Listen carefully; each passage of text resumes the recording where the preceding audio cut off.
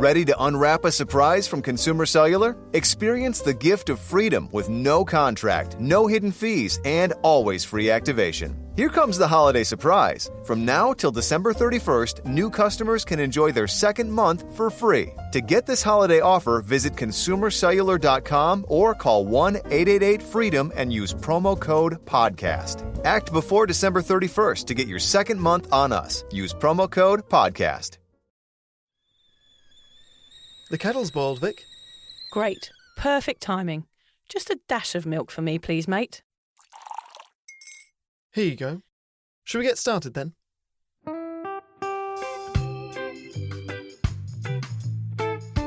Have you ever woken up on a Sunday morning and said, I'm never drinking again, and then found yourself waving $50 at a barman by happy hour?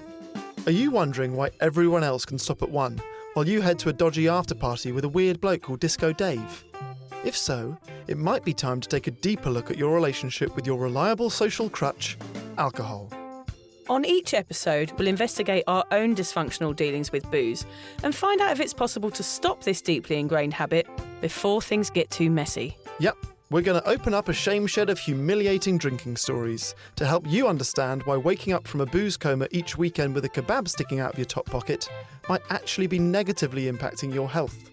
Hamish and I are here to delve into what it's like being sober, an unwanted warts and all look into why giving up those cheeky pints or putting down those mummy wines will make you feel happier, help your anxiety and mental health, and turn you into the most sparkly, authentic version of you. Won't that mean I become boring though, Vic? Well, Hamish, we'll just have to wait and see. I'm Victoria Vanstone. I'm Hamish Adams-Cairns. And this is Sober Awkward.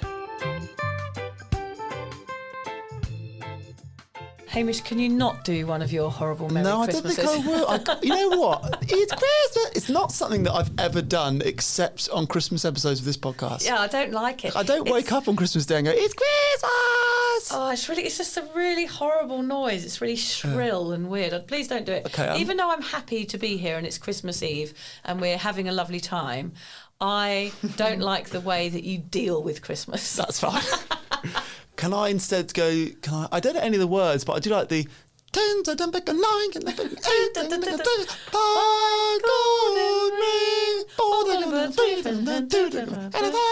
like that. Yeah, I like that too. Okay. I do like Christmas carols. I like singing. Yeah, me too. Shall we be honest with the listeners about this episode, Hamish? What do you think? Yes. Okay, so it is Christmas Eve, but we had recorded this episode a week ago. And we deleted it. This is round 2, ladies and gentlemen. We recorded this, we liked it, we were dressed up. The episode ended, we checked the computer, we're in this new studio, and it had been wiped. It had gone forever. In fact, 2 episodes got deleted off the computer, and they went into the ether. Into the nether regions. Into the Netherland. We both felt a little bit sick. That has never happened. No. Both of us have been podcasting for a while, and we knew that day would come. Yep. And it came last Monday, and we both felt a little bit sick. But this episode, because this is technically now the most rehearsed episode that we've ever done. This, I'm happy to put my neck on the line and say this will be the greatest episode we have ever done. It's like we've rehearsed it. We have. Yeah, it's incredible. We've done a full, literally, dress rehearsal. I know. I haven't got my fancy dress on again, but the funny thing was that we come to the library here at Kawana to record the podcast, and we were both in full fancy dress. I was in the, well, you'll see the pictures, but we'll share them with you, but I was in the full works. And it turns out we were just in a room in fancy dress for no reason. Recording nothing. It was just completely pointless. So anyway, we're back again. It's Christmas Eve. We've made the effort. We've left our families to fend for themselves. Yes. To be here for the Sober Awkward Christmas episode. And I thought it'd be a nice place to start by checking in with everybody's sound man. So that is, of course, Alan, who I have asked as an early Christmas present to all of you, because you've earned it, to name the 3 favourite things of his about Christmas. Christmas is a load of old bollocks. I hate everything about it, so I can't give you even one thing. In actual fact, the only thing I really like about it is when it's over. Bloody hate it. Does that answer your question? That is Alan summed up. God, I just love him so much. I don't know if I would love or hate spending Christmas Day with Alan. Yeah, I think I would love it because he's like a grumpy elf, isn't it? He'd just be sort of sat in the corner, moaning, stuffing his face with chocolates, just being generally annoyed about everything. He'd be like Scrooge. I love to see him in like a really committed Christmas outfit, but miserable. Yes, like my friend that was dressed up as the Pillsbury Doughboy when she was hungover. Yeah. Today's episode is something very special. Because we're releasing it on a Sunday instead of a Monday. No, it's because it's Christmas Eve. Sure. Hamish. We wanted to hop into your airwaves before the big day tomorrow to touch base, share some stories, wish you a happy Christmas, and most importantly, prepare you for what can either be the toughest or the most rewarding day of your sobriety year. Oh, yes, and the other good news is tomorrow we've got a little exciting titbit for you, haven't we? A little tit will come out tomorrow for you. A little tit, the Christmas tit. Yes, a little tit for you to open along with your stocking first thing. Yes, there's a little surprise on Christmas Day being released tomorrow, so yes, Sober Awkward Santa. Sober Awkward Santa is coming to visit to your ears tomorrow morning, so tune in, but we won't give away too much. No. Can we give each other some awkward gifts before we start the episode, Hamish? Of course. What, you mean the shit ones that we find for free around our house and then repackage? Basically, yes. Perfect present. Yeah. Let's do that at the end of the episode. Okay, excellent. We understand that Christmas Eve is a bloody busy day, so we're going to keep this one short for you. I want it to be about the length of episode that you could sneak in if you were able to nip out for a quick walk or drive some laps around the block to avoid your crazy family, or even just pop a headphone in whilst you're food prepping for the rest of the family, or whilst they're watching Home Alone reruns, you listen to the episode. I don't think people watch Home Alone reruns anymore. We're not talking to the millennials of the world anymore. But it's on every Christmas. Yeah. Why, you got a better Christmas film? Well, of course I have, Hamish. Go on. I've got a million Christmas films because I fucking love Christmas films. It's like my life. Okay, name me your favourite Christmas film. Okay, so A Wonderful Life with James Stewart, of course, which you've probably never heard of because you're only 12. Long before my time. It was black and white. Yeah, it is in black and white. But actually, I'm going to force you into watching that so I can discuss it with you on New Year's Day. Okay. Right. Second one is Elf, of course, one of my favourite movies. Sure. Nativity with Martin Freeman, absolutely brilliant. Never seen it. I love watching the Office Christmas specials. I do miss Only Fools and Horses because they used to always do a really good Christmas special. The Muppets Christmas Carol is actually a really good one, Hamish. The Muppets Christmas Carol? Yeah, with Michael Caine as Scrooge. Oh, that's excellent. Good. Yeah. I love any sort of Christmas TV. Any Christmas movies, I am in. Do you watch them outside of December? No. Yeah, see, that's the thing. I love them, but I want to watch them all year round quite often. Oh, right, because you miss Christmas? Because I think Christmas movies are feel-good movies whatever time of year you watch them. Is it because you've often been a very naughty boy? That's it. Yes, I thought so. So you don't want Santa to know. So and I better need watch constant reminders throughout the year that if I keep up this kind of behaviour, no Santa for Haim. Is that what your mummy did? That's it. Yes. So for me, my favourite Christmas TV, Morecambe and Wise. My granny was like huge Morecambe and Wise fan, and we spent every Christmas with her, so I always think of Morecambe and Wise with her. Love Actually, always going to be top of my list. And for some reason, people always say Die Hard. Is Die Hard based at Christmas? One of them? It must be. It's really weird. Must be. Always Isn't he dressed up with a Santa hat? That'll do it. Yeah, at some point I think he is. I don't think Die Hard screams Christmas, but maybe I've not seen Meg it 2? for a while. Meg 2, is that a Christmas movie? No, Sharknado? They're not Christmas movies. No. I think you've gone off track. Yeah, I have. Tomorrow will be my 6th sober Christmas, and it'll be your 2nd, won't it? Yes. So I thought a nice place to start would be by sharing some of our best and worst Christmases. These can be from your drinking days or not, Hamish. Where are you going to start? Can I tell you what I realised in researching this episode? What? I don't know if you'll agree with me or not, because I know you love Christmas. What I've found out about myself is that I love Christmas. Yes. I don't love Christmas Day. Oh, really? I don't want to sound ungrateful, but there's always a moment during Christmas Day when part of me feels a bit empty and I'm like, is this it? Is this what it was all building up to? Whereas days 1 to 24 of December, I love everything there is about Christmas, except Christmas Day. I know exactly how Do you know that feeling? Yeah. Because I feel like sometimes the presents handing out, or sometimes you don't get what you want. Yeah. It's quite greedy, and when it's over, you're disappointed it's over, and then you don't like yourself for being disappointed that the present giving part of the day's over. And then you feel like you've built yourself up so massively for like the month before, and then you're like, well, this is over now. Yeah. And it's really depressing. And I know. It is. But let's not piss on people's parades on Christmas Eve. It's going to be shit. You got Christmas Eve, the best bit's over. So I will start by sharing with you some of my worst Christmases, and then I'll build up to my best. Brilliant. So my worst ever was the one that I spent all day sick in bed. Had you broken into the Quality Street, Hamish? Wasn't even chocolate related. Oh, really? I work hard at Christmas because I worked in children's entertainment. So I had lots of Christmas parties that I had to be, I had to dress up as characters for, basically, which sounds weird. My hardest time of work was Christmas because I had to dress up as characters at parties. What about people working in mines, Hamish? I know. People that actually have difficult jobs. People actually with working on the crab boats in the Bering Sea. I don't know anything. I'm not asking for your sympathy here. But I think for me, my birthday is the 20th. So, you have all the Christmas parties and I'll be working hard. Then it'd be my birthday just before. So it was always like a boozy build up. And sometimes, this year, the wheels came off on the 25th.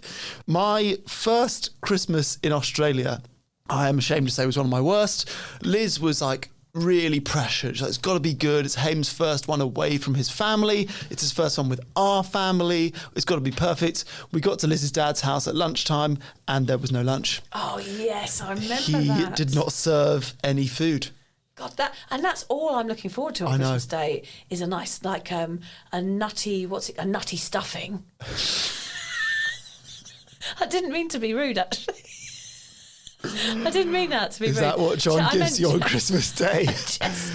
Victoria, the kids are asleep. It's time for your nutty stuffing. What a horrible phrase. I meant chestnut stuff. One of the Christmas parties that I was dressing up as, I was Olaf from Frozen. And I've not seen Frozen. Okay. And I looked quite frightening. I didn't know what he was like as a character. And I was in one of the big banks in London, and what they do, everyone that works Christmas Eve can bring their kids, we throw them a party. So Christmas Eve, we're playing a game where I am asleep on the floor, snoring, and the children have to come up and lay their shoes on me one by one. They tiptoe up, put a shoe on me, and I sort of... Oh, not to wake up, but I don't wake up. And at the end, once the last one puts a shoe on, they all come in to get their shoes back off me. Okay. I wake up and shout and scream, and they all run off laughing. That sounds like a good game. I overplayed the scary wake up. Oh, no. And all of them cried. Oh, no. On Christmas, they literally screamed and ran away.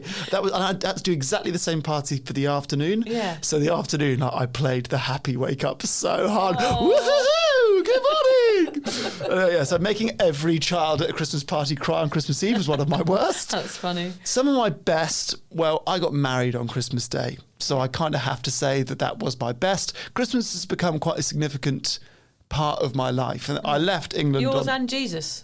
Both Jesus and I share numerous things, but Christmas Day being significant is a big one. So I left England on Boxing Day to move to Australia. I met Liz at her family Christmas party the day after. I asked Liz's dad permission to marry her on Boxing Day. Then I married Liz on Christmas Day. So it's quite a significant part of my life now, Christmas. Very much so. My best other ones growing up were the time me and my brother got given Walkman. And I remember spending all Christmas Day dancing to the soundtrack of an audiobook. So it was like the first 30 seconds of one of my cassettes had a catchy theme song. And I danced all day. You were a bit young for cassettes. I thought you would be more sort of CD Walkman. No, I was before that. Okay, way before that. Yeah. All of my childhood Christmases were spent in Salisbury, where my granny lived. And she had a flat that overlooked the cathedral. So waking up cold to the cathedral bells will always be Christmas. Yeah, it's really cozy. Like that is when I think of missing England Christmases. Yes, I'm thinking of Salisbury. Yeah, I actually haven't spent Christmas in the UK since 2018, which makes me a bit sad. Really, I need to go back. Yeah, we will go. But because you and me, we'll leave the families. That's it. Mainly, I want to show you what Christmas with my family is like. Liz hasn't done it yet, but I feel like it's important for you to come back. And then I have to say, so last year, as well as being my first sober Christmas, was the first Christmas that I got to do something I've always wanted to do, which was to be the dad at the Christmas party yeah. to like spoil my own child and make a Christmas special for my own child rather than to be spoiled. Yes. So that was pretty special. But I would say, so I spent that Christmas, you may or may not remember, I was in Western Australia, I was camping. But the highlight of the day, and I don't know if this happens to you more when you're a parent, was not the presents or the food or the Christmas stuff. It was actually, there was a moment when we got to go to the beach. There was a cafe that had left its tables and chairs outside on the edge of a cliff, and we drunk a non-alcoholic beer at sunset there. It really could have been any day of the year, but the calmness of that at the end of a busy and high-pressure day was the highlight of my Christmas. Just having a bit of a time out on Christmas Day is nice. Trigger warning about Santa here, if there's any kids in the car. Turn it down now, but I would say the magic of Christmas continues even more when you're an adult. Like that is the lovely thing about Christmas. It's magical when you're a kid and you believe in Santa, and then what's happening in my house at the moment is George is questioning Santa, of course, but we haven't really had the discussion. I just put my hand on his leg and said, if you want to talk about Santa, I'm here for you. The other day he said, it's okay, I'm not ready to yet. So he sort of knows, but he's playing the role for the other kids now. Even though we haven't had the conversation, I think he's still aware that the other ones believe, and he wants to continue that. So that goes on for him for another few years, and then he will have children, and then the magic continues. Isn't it lovely? Do you think he's doing it for the other two, or do you think if he comes clean that he knows he's scared he won't get a stocking? Adopted, yeah. He's adopted out if he gives in. You must believe in Santa until you're 15. I reckon he goes, no, because if I tell Mum that I know, then I won't get stockings anymore, and I'm going to just lie in order to carry on getting... Maybe it's partly that as well. Getting like oranges. Or what do you do? You're you do really oranges? turning my really magical little take on Christmas into a really negative thing. Sorry. Yeah. Tell me your best and worst Christmases. Okay, fair enough. The worst was when me and my mates got pissed at the local pub, the Bull at Streatley, and got beaten up when we were stumbling home. We all got beaten up by some random people. Christmas They came and attacked Eve? us. Christmas Day? Christmas Eve. And my mate Tom woke up with 2 black eyes on Christmas Day and then shat himself in my mum and dad's jacuzzi. It was a bad day for him. That is so... Yeah, hello, Tom. He knows Was it what I'm talking about. floating around in the jacuzzi? No, I just saw his face change. I was like, what have you done? He's like, I've shat myself. I was like, out, we're out. Do you have to empty the whole jacuzzi? How do you Yes, clean you that? had to empty the whole thing. Yeah, my dad wasn't happy about it. Most Christmas Eves, all my mates came back from uni. Remember that time where you just had your local pub, which I feel like everyone's still in that pub from my youth now that we live in Australia. I still believe it exists, but probably doesn't. Actually, they probably hate each other now. But I just have this feeling on Christmas Eve where I used to get so excited because I hadn't seen anyone for ages. And when I was excited, the drinks went down faster than ever, Hamish. It was always a huge night. We got banned from our local pub once because my friend on Christmas Eve put a cork up his bottom, and we had to explain to my parents why they couldn't go for a drink the next day because we were all banned. They wouldn't let my parents in. I have a logistical question. Yes. Was he lying on his back with his bum hole facing up and he popped it in? No. Or was he crouching down and popped it up? I think he just kind of put it in his trousers and then pulled his trousers down to show us that the cork was in his bottom. Did he then try and pop it out? No. I think I would then put my thumb in my mouth and blow out. That Pop it out. That would have been good. Maybe I'll do that on Christmas Day this year. I'm sure your kids would love it. A new Christmas tradition in the Vanstone house. Look, cork up her bottom is going to pop it out. Once, when I was completely hammered, my siblings and I reenacted the birth of Jesus using a cushion and a torch in front of my 90-year-old grandmother. In fact, I think that was the last Christmas I had with my grandmother. So, yeah, that was a bit sad. It was very cringy. What role did the torch play? I don't know. We were like looking for the babies coming. The babies okay. Coming. Don't worry. We weren't naked or anything. We were fully clothed. But my sister used to create this game like this Pass the Parcel, which we do every year. And she used to put dares in it. And that was one of the dares, was to do that. The other one was go knocking around people's doors and sing carols down the phone or pretend that we were called Mr. Elf on our way to the North Pole, things like that, yeah.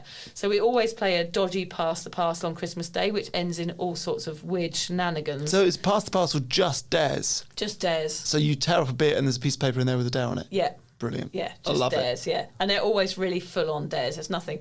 Often it's just go and change your clothes with the person in the next room or just silly stuff. And you still do that with your kids now? We do it. The whole family does it every it. year. We'll be doing it this year. That's wicked. No, but now it's not so easy now that I don't drink. Yeah. Because some of the things that I used to find funny, I now find awful and embarrassing and humiliating. So I'm kind of a bit of a party pooper on the old parcel. Can you say no to a dare? I have to say no sometimes. Sometimes they're just too extreme. Name me an extreme one that you've said no to. I always go out and wave at cars on the street and stop people and say Merry Christmas. I just find that a bit cringy now. Yeah. That's cringy. Yeah, but you'll see some pictures on Christmas Day, Hamish, of things that I'm forced into doing. Yeah, good. Yeah. The best ones now, of course, are the kids opening presents, carrots for Rudolph, letters to Santa, wrapping presents when they've gone bed. As I said, the magic is real, Hamish, and I do love Christmases now. But there were times when I was just too drunk or too hungover to enjoy them. You guys go so hard on the Santa thing in your house. Yeah, we do. Like the footprints. Yeah, we do footprints. In flour, is it? Yeah, we do. No, we sprinkle porridge and glitter on the garden. That's where the reindeers have walked. Where there's beard left in the house, so there's a little bit of cotton wool that they find. John goes outside. We have to do this whole thing with a tambourine. Where we're like, he's coming, can hear him. We track him on the internet, so you can see his path going from the North Pole over to Australia. We do the whole works. I love it. Yeah, I love it. Great. Now, of course, we understand that an upcoming Christmas can be one of the most anxiety-provoking days in the calendar for us sober lot. It's the combination of a lot of things that create this pressure. It's the years of Christmases that we've spent drinking, the family that we're forced to see that we actually never really got along with, and the lack of anything to do on Christmas Day as everywhere is shut. Also, the pressure of having to host the best day of the year and the difficulty in avoiding alcohol during this booze-drenched time.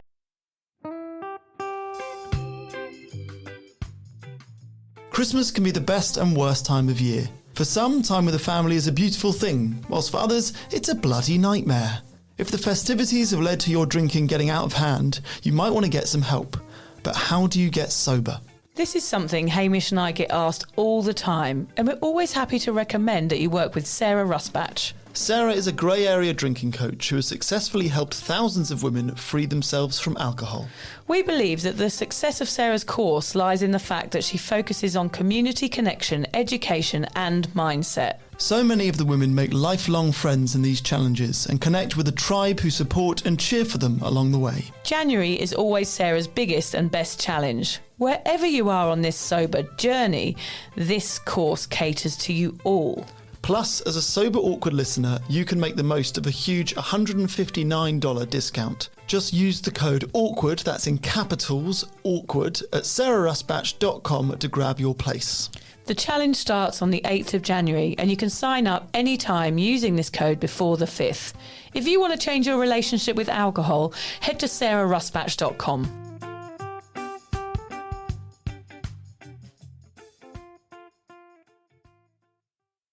It's not easy, we get it. It's probably one of the days, along with New Year's Eve, that a lot of people relapse, making Boxing Day and New Year's Day some of the most popular day ones of people's sobriety worldwide. But hopefully that won't be the case for you this year. So Vic, I'm sure the reason anyone's clicked on this episode today is in the hope that we might have some tips, some magic words of wisdom or some advice on how best to not only get through, but thrive tomorrow. So with 5 sober Christmases in the bank, what tools have you used to help you through the big day? Okay, one of the best advice I could ever give everyone is time outs. Heading outside, taking a deep breath into the snow if you have to. Don't stay out too long if it's cold though.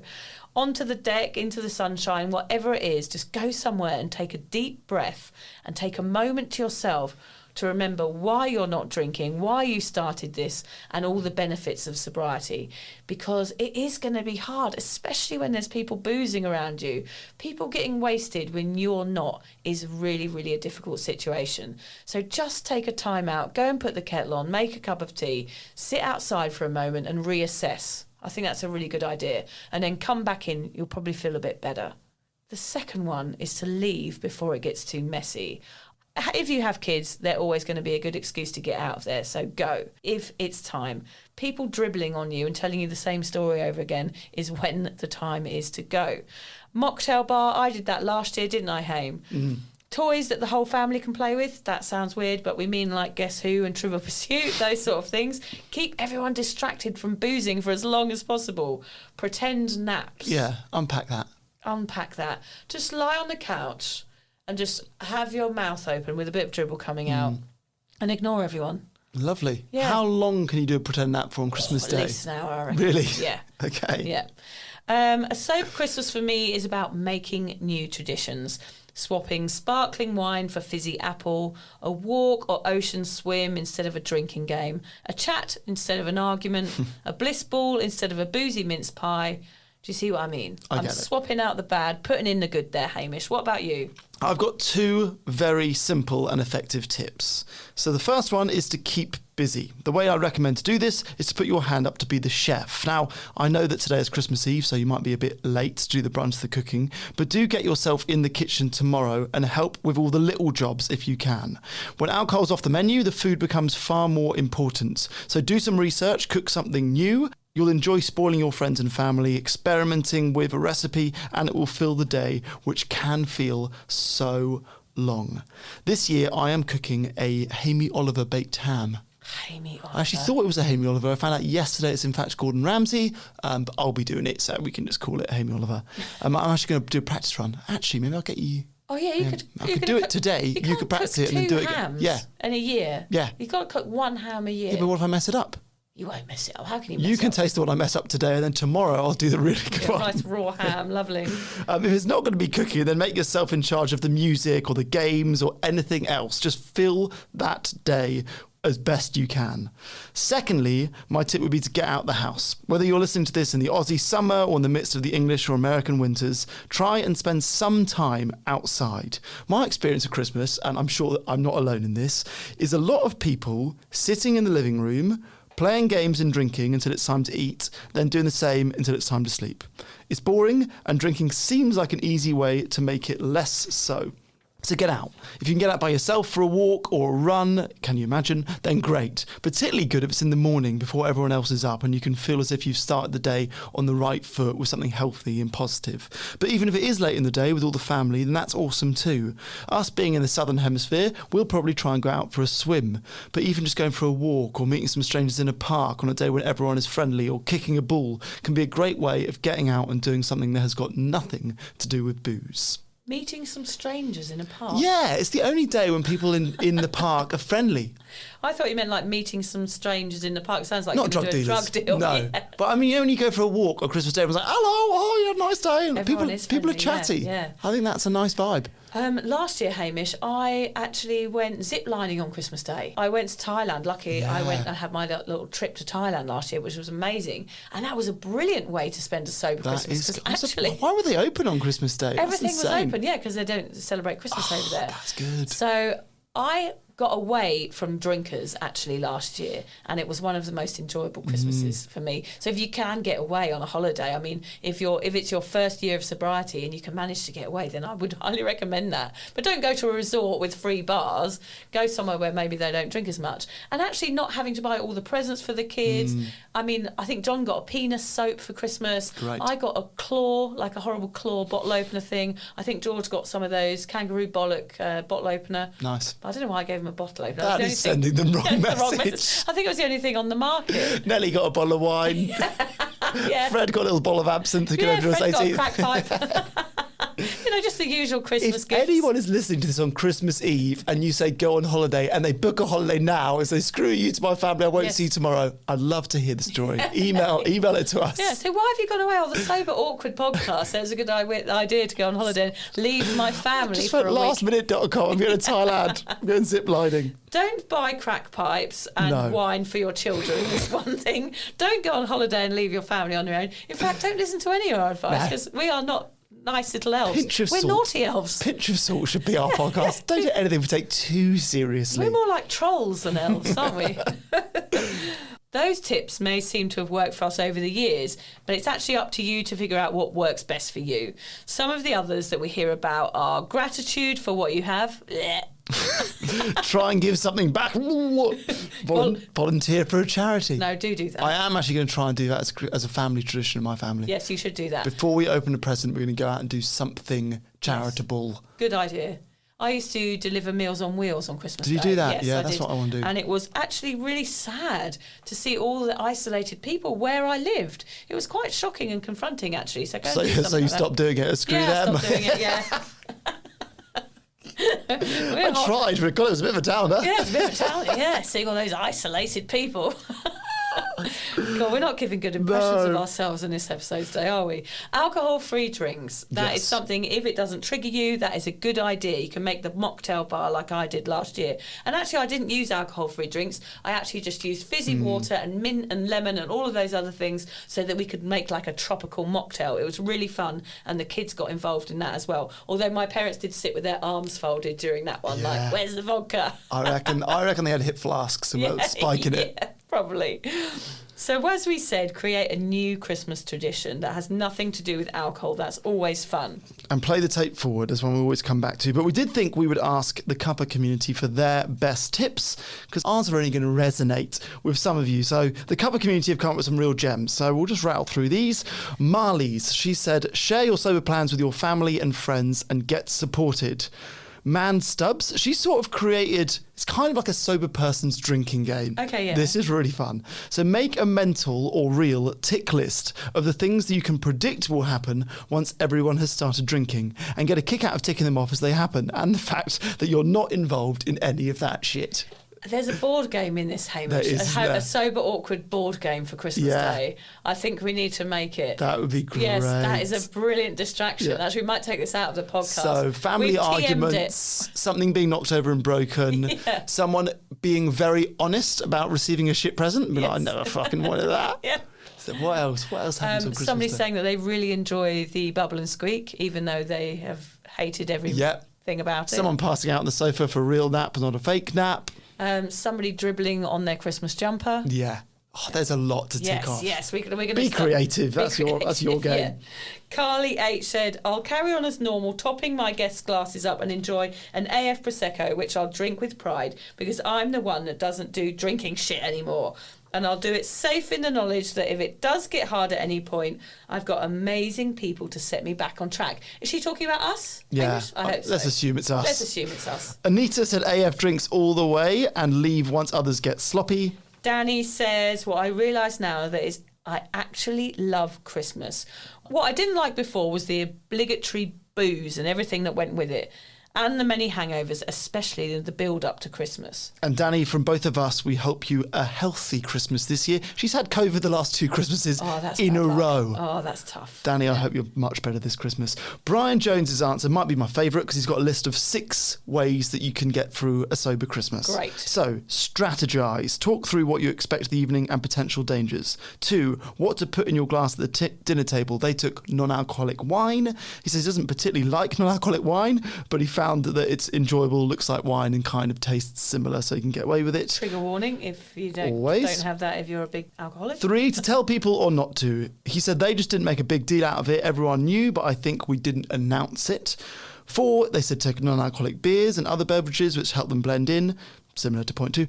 5, alcohol gifts. How will you handle them? They got a few. They just said thanks. No need to make anyone feel bad. They'll figure it out eventually. You can re-gift or cook with it if that's not a concern.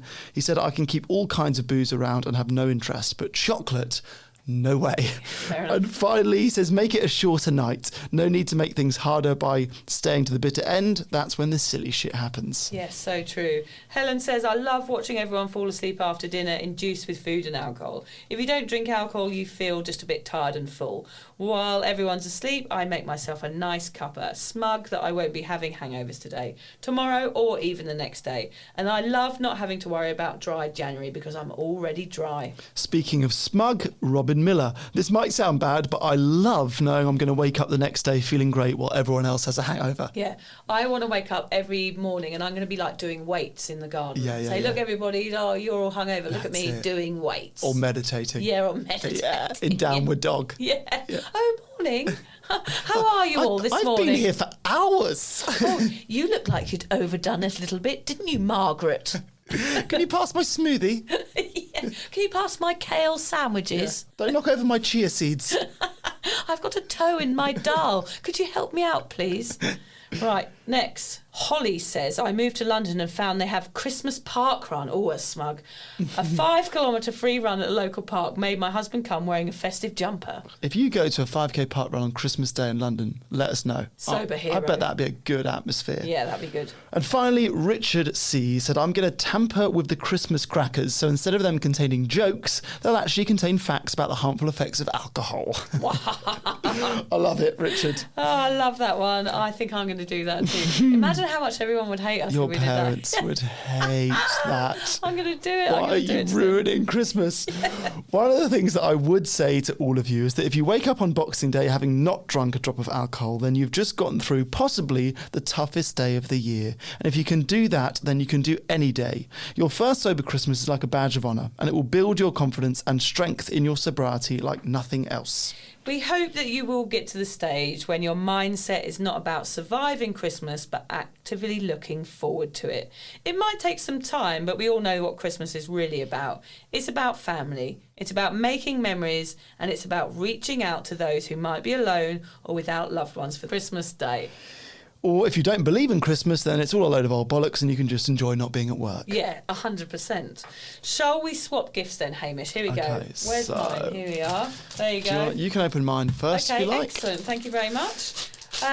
We have told the listeners that we have... I rewrapped this despite the fact you opened it last week. However... Oh, and it's still a horrible leather wallet. Well, it's more than a wallet, actually. Vic, yes. What that is, yes, black leather, actually quite high quality. It is for all of your wires when you go travelling. It's really a gift that John would enjoy more than you. Yeah, I will be re-gifting that at Christmas, Hamish. I think you should. I definitely I will wouldn't be offended if you re-gift that. I'm going to wrap it up tonight and it's going under the tree. Thank you very much. So there is a diagram in there. Is it? Because obviously there's phone wire. What are the other wires that you can put in there? Wires, just any old it just wires. Keeps it all neat and tidy. Between a wire and a wire, Hamish. Well, it's because John, in my eyes, is someone that would enjoy a passport wallet. Yes. And he would enjoy wearing a bum bag in an airport. And I thought that would be sort of in that same category. He gets very stressed at airports. He gets sweaty armpits, probably about wires, because he's very concerned about what wires we've got and what we haven't. There you go. And so now, thanks to you, he will not get sweaty at airports. You are very welcome.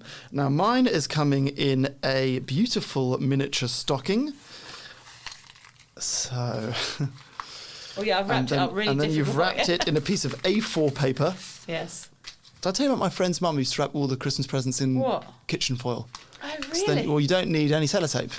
Oh, that's funny. So, what I've been gifted here is a bright... Is that pink? I'd say it's, rosy pink. Yeah, you with your colour blindness. Yeah. Yes. That is pink, yes. Well done. It's a keyring with a 2.5-inch penis, life size. A penis on it. Life size for you. For me, yeah. Hand painted beautifully. The bell end in particular is beautifully done. I don't know if there's a veins or some sort of floral pattern. That's not paint. Oh. Lovely. Yeah, lovely. I will attach that to my keyring. It's very Christmassy, I thought, isn't it? Oh, this is the festive cock. Yeah. Yeah. Thank you, Vic, I suppose. The festive cock. How did you get this? It's to go with the stuffing. Is the the nutty stuffing? The nutty stuffing. Was this did someone give you this, or did you buy this and think I found that's it? The sort of shit someone I came and enjoy. I found it in on the road. Yeah, you found it on the road. Yeah. Flattered. Yeah. That's from Bali. Yeah, it's from Bali. You've never been to Bali? Yeah. Did you rob it from someone who'd been to Bali? I stole it in Bali from a shop. I guess. Thank you, Vic. Yeah, thank you, Hamish. Merry Christmas. Yeah. We'll end with a couple of Christmas quotes. The first is from Bernard Manning. They said, I once bought my kids a set of batteries for Christmas with a note saying, toys not included. Oh, yeah. It's good. Yeah, it's cruel. It's actually cruel, yeah. Yeah. Well, I guess you could do that if you've also got them an actual gift. That shouldn't be your main gift. Yeah, it's not a bad idea. Well, you know, my mum used to wrap up ornaments from around the house and say, oh, look, there's one more under the tree there for you. And it would be like a kind of model of a shepherd that had come from the... Yeah. I was going to ask you what's the worst Christmas gift you've ever been given, but I'm guessing any of those. Yeah, it was any of those. And also she used to wrap up empty boxes. Yeah, cool. Because she used to want to make the tree look really spectacular with loads of presents underneath. There actually were loads of presents, but she used to add them. So if there was a cardboard box in the house, she'd just wrap up the empty box. And then you'd open it and be like, there's nothing inside. And it'd be like, oh, okay, put it back where you found it. See, that is where the pranks in your family was born from, was your mum, Christmas Day. Yeah, there was always a few pranks at our house on Christmas Day as well, yeah. They're a very pranky house, yeah. I once got gonorrhea for Christmas. Does that count? Really? Yeah. Special As in, you Christmas found gift. out you had it on Christmas Day, or you had sex with a stranger on Christmas Day, gave it to you?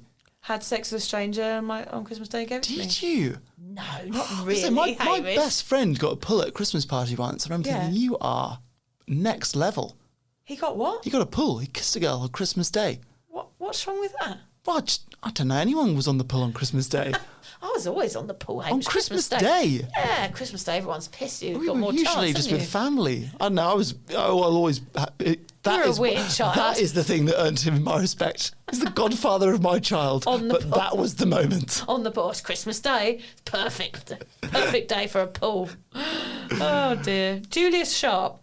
The office Christmas party is a great opportunity to catch up with people you haven't seen in 20 minutes. Yeah. Well, another one I saw was Christmas. The only time of year you can sit in front of a dead tree eating candy out of socks. Oh, yes. No, I do that every week, every day of the week. Eat candy out of socks. I think we just want to end our podcast today, Hamish, by saying thank you to everybody who has listened throughout the past year. Other than tomorrow's little Christmas sober awkward Santa gift, this is the last episode of the year. We will be back with you on New Year's Day, but it's been a very good year, Vic. It's been an honour to share it with you. Yeah, and I think we've done every week. I think we've done 52 episodes plus all the Thursday ones. We haven't missed any, have we? We don't miss them, no. We're dedicated to this podcast. We are. We love doing it, don't we, Hamish? Our Mondays, where we meet up and we sit in a studio, they're our favourite days of the week, and we have a laugh, and we hope that not only does it make you giggle, that it makes you reconsider your relationship with alcohol. And that's all we're here to do, is to make you think. So I hope it's not a complete waste of our time or yours, and that at the very least it makes you smile once a week. But your messages and your emails and your feedback is really what keeps us going. So we hope that we've helped you. You've certainly helped us. We've had a laugh with it. Yeah. As soon as we stop having a laugh, we'll stop. Yeah. But thank you for listening, Vic. Yeah. No, thank you for listening, listeners. Thank you for co-hosting with me, Vic. That's okay, it's my pleasure. And we'll keep it going next year. Yeah, and sorry that there's been so many knob jokes and testicle jokes this year. I won't apologise for that. No, there wasn't as many when Lucy was on the show, I can tell you that. I don't know, I've listened back to those episodes, there was enough. No, it's you. I've lowered the tone. Yeah, you've lowered the tone, yeah. Thanks. Yeah, you're a problem. In fact, we're going to reconsider your contract next year. We'll talk about that. Contract would imply play. Yeah, it would. A contract for nothing. Thank you all for listening, guys. Have a lovely Christmas. Merry Christmas, one and all. Thanks for listening. 5 gold rings, 4 calling birds, 3 finches, and a partridge in a pear tree. If you're questioning your relationship with booze, you're struggling to moderate, or your hangovers are causing anxiety, it might be time to reach out for some support. Yeah, just talk to a mate about how you're feeling, contact a local doctor, find an AA or sobriety group. Vic's got one. Yeah, just head to www.cuppa.community. Remember, if you're questioning yourself, it might be time to seek support. Even though this journey can be awkward, it is definitely worth it. And if you've enjoyed the Sober Awkward podcast, don't forget to review it, rate it, and share it with your mates. Do they have to share it with their mates? Yeah, of course they do. I'm not doing this for nothing, Hamish. Bloody hell. How do they share it? I don't know, just write it on the document.